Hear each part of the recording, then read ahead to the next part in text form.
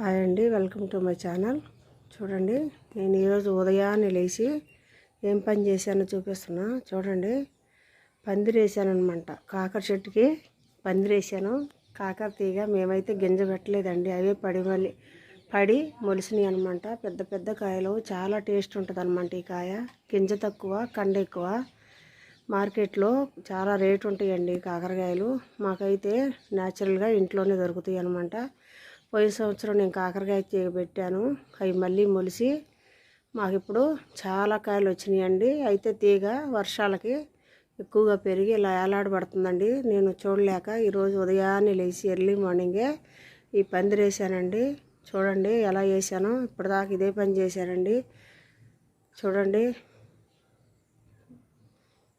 Please friends, మా channel subscribe చేసుకోండి, like చేయండి, షేర్ చేయండి. Thank you so much.